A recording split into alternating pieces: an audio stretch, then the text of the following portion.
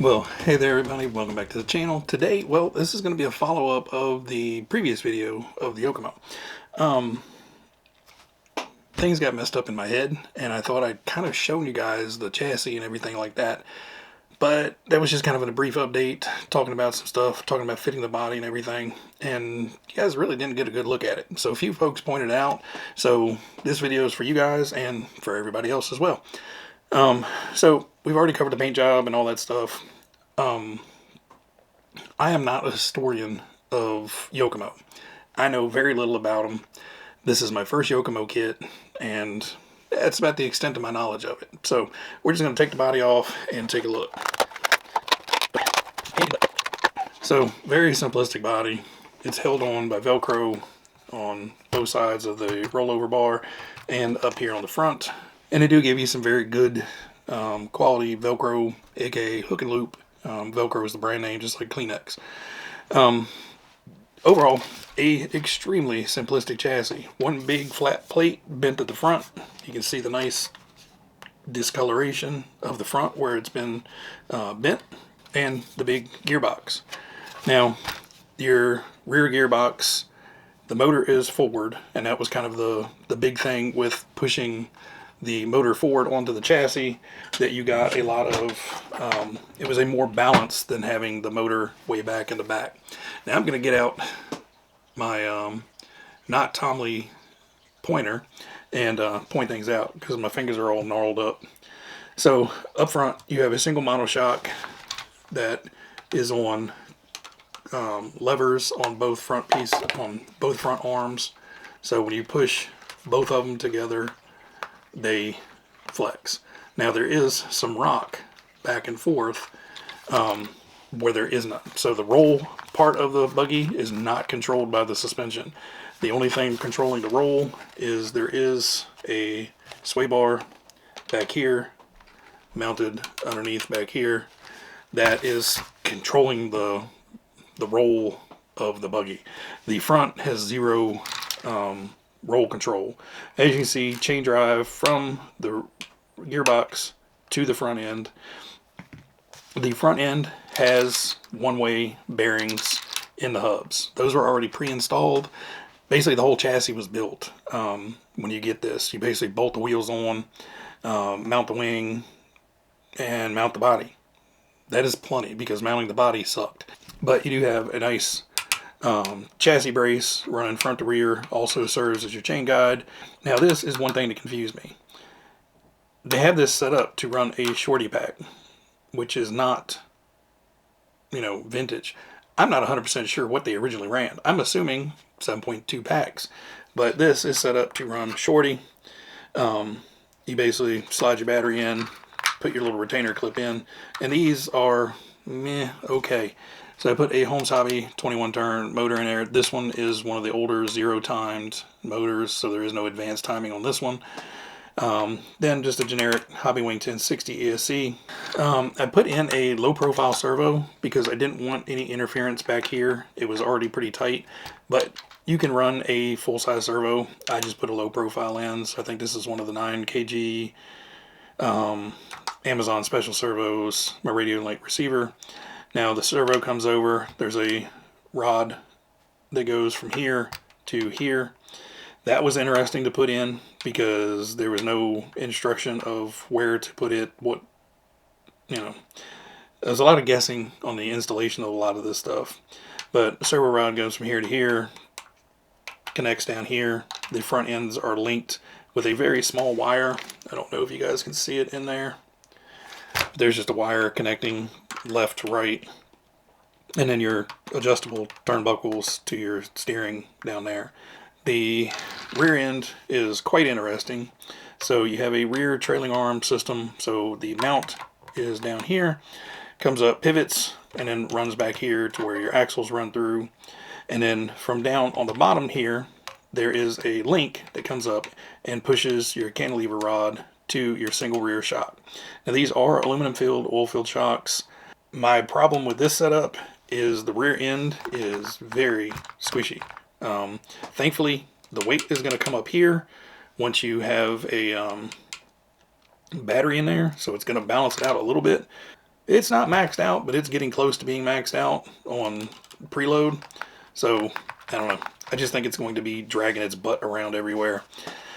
This thing right here, it's really, really cool. Super hard, super tough. Will protect most of this in a rollover and crash, except your wing. Now, this makes getting this on and off a royal pain in the ass. There's no getting around it. Basically, you are fighting to go over these areas here, these, and just sliding it in and getting it on.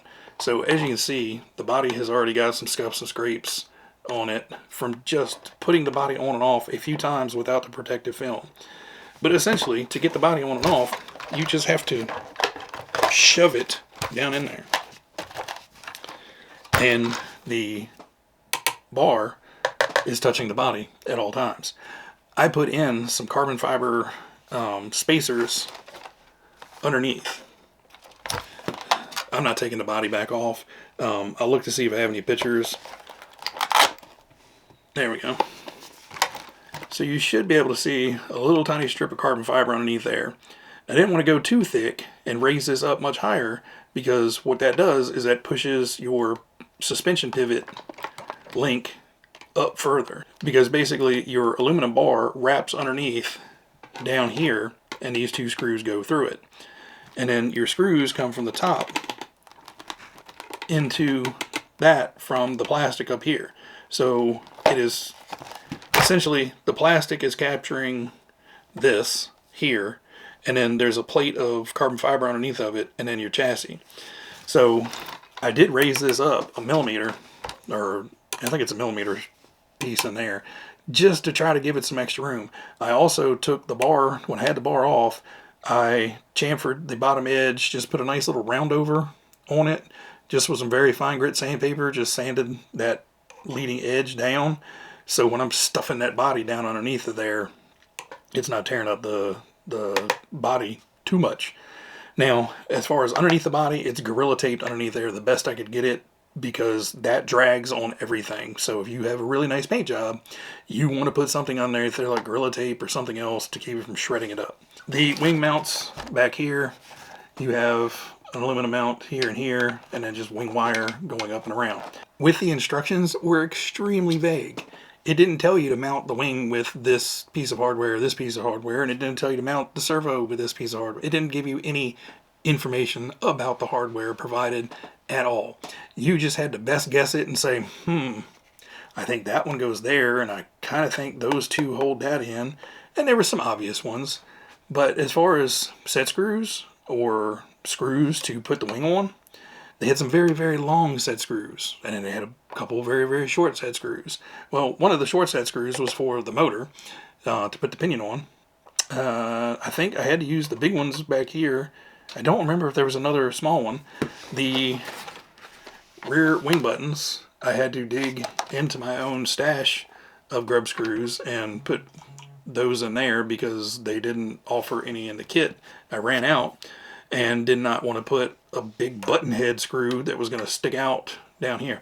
Yeah, I don't know. It was guesswork and patchwork a little bit to put all this together. I said it in the comments. I don't know if I said it in the video, but if I had paid full price for this thing, I would have been pissed. This, while cool and nostalgic and a very supposedly accurate replica of what came out in, I think, 83? Somewhere 83 to 85. I don't remember exactly. I think it was 83. That's what's in my head. While very accurate to that, damn, give us some kind of instructions. I got 15 flyers for Yokomo events and Yokomo products and Yokomo this and Yokomo that and all this other stuff, and a ticket to the Yokomo event and all that stuff. Write down what goes where. You know, a small little square piece of paper, this 10mm screw, servo mount, you know, this grub screw, this link grub screw, wing mount, something. It would have, at least, I can obviously figured out where everything kind of was supposed to go, but it was just sitting there looking at the instructions going, that doesn't help at all. Oh, well, yeah, that doesn't help at all. So, I'm not complaining. It's just, I don't understand why a company would be like, oh, we're just going to throw this out there, put some pamphlets in a box, and charge $470 for it. Or I think it was like $470 was the original asking price. And, expect people not to be a little bit miffed when, it does not take long to explain what hardware you're giving me, where the hell it goes on here. But that is the kind of overview of the buggy. I apologize for getting things mixed up in my head and not kind of covering the chassis when we went over it. Again, there's not a whole lot to go over. Everything was pre-built. I don't even know what the inside of the gearbox looks like. Gears, a big cog for the chain. I don't know. I wasn't that concerned to tear it apart. I essentially wanted to get the body on and get it painted. And that took forever because getting the body on was a 4-hour ordeal of cut, trim, cut, trim, cut, trim, cut, trim, cut, trim. And then having to go out there and raise this up because it still wouldn't go on there well. And I did not put the shocks on. I did take the shocks off, but I put them back on exactly the way they came off. So if anything is on here incorrectly, Yokomo did it. I just copied what they did. I literally took a picture of it to make sure I didn't goof up, and I put everything back on the way it was supposed to be. So if something back here is wrong, causing me a whole bunch of headaches, I'm blaming Yokomo. They screwed it up first. Anyway, guys, I'm going to shut up. Everybody out there, as always, be happy, be healthy, be safe, and I will catch you guys on the next one. See you.